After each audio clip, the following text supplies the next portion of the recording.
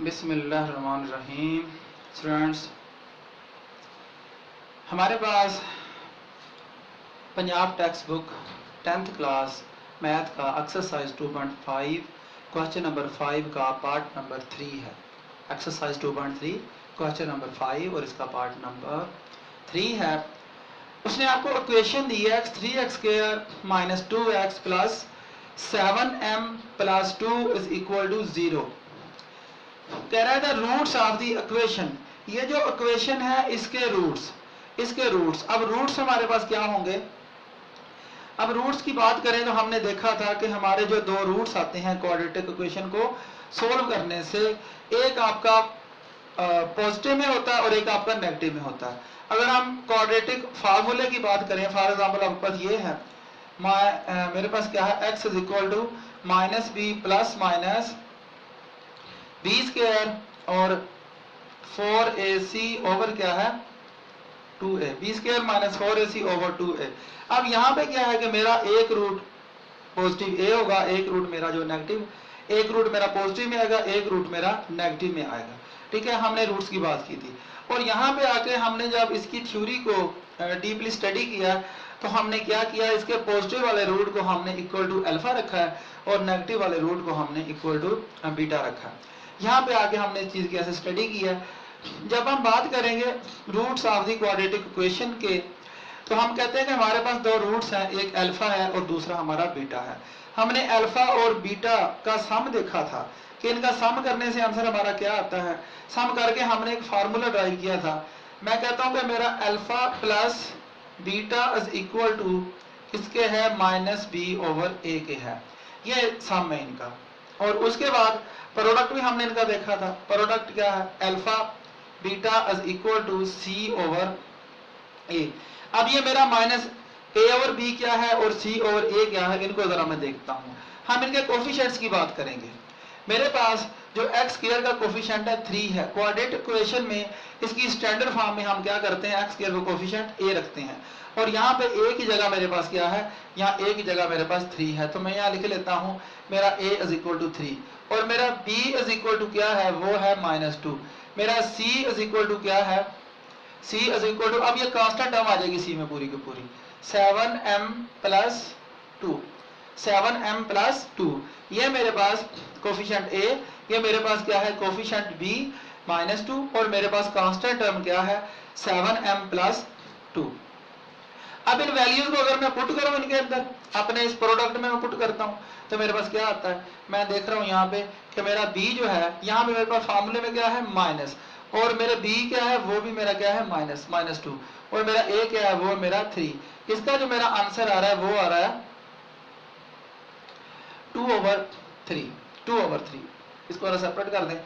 मेरा जो आंसर आ रहा है अल्फा प्लस बीटा का वो मेरे पास आ रहा है 2/3। हमने करना क्या है, हमने करना ये है कि इनके रूट्स को लेके, रूट्स को हम लेंगे, सम लेंगे, प्रोडक्ट लेंगे और हम क्या करेंगे, इस रिलेशन को देखेंगे। सम पहले मैं निकालूंगा इसका, सम से मेरे पास एक रूट की वैल्यू आ जाएगी in term of the second, in term of second root. मेरे पास 1 रूट की वैल्यू आएगी in term of second root. तो मैं क्या करूंगा, उसको फिर इस रिलेशनशिप में पुट कर दूंगा। एग्जांपल यूं ले लें आप इसकी, मेरे पास ये लिखा हुआ है alpha plus beta, alpha plus beta = किसके है 2/3। अब इसको अगर मैं सोल्व करूं, मैं कहता हूं कि मैं अल्फा की वैल्यू निकालना चाहता हूं इन टर्म ऑफ बीटा। क्या करेंगे हम, यहाँ पे अल्फा की वैल्यू निकालेंगे इन टर्म ऑफ बीटा, तो वो कुछ ऐसे आएगी, अल्फा = 2/3 माइनस बीटा। बीटा को उठा के राइट साइड पे भेज दें, पॉजिटिव था बीटा नेगेटिव हो जाएगा। अब आपके पास अल्फा की वैल्यू आ चुकी है इन टर्म ऑफ बीटा। इसको आप अल्फा को पुट करें इस रिलेशन में, देखिए जरा क्या आता है। मेरे पास ये रिलेशन क्या है, 7 अल्फा -3 बीटा = 18। मैं यहाँ पे अल्फा की वैल्यू पुट करता हूँ। मैंने अल्फा की वैल्यू पुट की, वो क्या है 2/3 माइनस बीटा 7/3, 2/3 और माइनस क्या है बीटा। आगे चले जरा, माइनस का साइन दिया जैसे ये है, बीटा आपने ऐसे ही लिखा इक्वल टू किसके है ये 18 के है। ये 7 को मल्टीप्लाई कर दें जरा इससे, क्या आता है 7 टू द 14, 14 ओवर 3। 7 को आपने बीटा से मल्टीप्लाई किया तो क्या आता है 7 बीटा। आगे आपने देखा आपके पास क्या है 3 बीटा है, ठीक है जी। मल्टीप्लाई किया तो क्या आ रहा है आपके पास ये 7 बीटा, और आगे आपने देखा तो आपके पास वो क्या है, वो है आपके पास -3 बीटा। आगे चले जरा, इक्वल टू किसके है ये 18 के है। अब 14 ओवर, दोबारा इसको देखो 14 ओवर 3, इन दोनों को ऐड करें तो ये आ रहा है आपके पास 10 बीटा इज इक्वल टू किसके है 18 के। अब आप यूं करें कि अपनी ये कांस्टेंट टर्म उठा के जरा राइट साइड पे ले जाएं, फिर देखते हैं क्या होता है। कांस्टेंट हमने टर्म उठाई अपनी राइट साइड पे ले गए, -10 beta is equal to 18 minus ये पॉजिटिव है आपका नेगेटिव हो जाएगा, तो 14 ओवर क्या है 3 है। इसका जरा एलसीएम लें। अच्छा जरा हम ये करते हैं कि जगह कम है, हम जरा इसका एलसीएम इस साइड पे जाकर लेते हैं। हमने एलसीएम लिया तो मेरे पास एलसीएम आ जाता है 3। एलसीएम लिया, इस एलसीएम को इस डिनोमिनेटर पे डिवाइड करें जरा 3 पे, आंसर 1 आएगा। उस 1 को 14 से मल्टीप्लाई कर दें तो आपके पास 14 आ जाता है। फिर 18 का डिनोमिनेटर नहीं है आपके पास, चाहे तो आप 1 लगा सकते हैं। आप इस 3 को उस 1 पे डिवाइड करें, आंसर आपके पास 3 आ जाएगा। उस 3 को इस 18 से मल्टीप्लाई करें तो आपके पास आता है ये 54। 54 माइनस 14, 54 में से लेस कर दें 40 तो आपके पास बचता है 40 ओवर 3, ठीक है। और इसकी राइट साइड पे अगर आप देखते हैं, देखें जरा राइट साइड पे लिखा हुआ है -10 बीटा। इस 10 को उठा के जरा क्रॉस मल्टीप्लिकेशन करें और 10 को इस साइड पे ले आए तो आपके पास आएगा ये minus beta is equal to 40 over 3।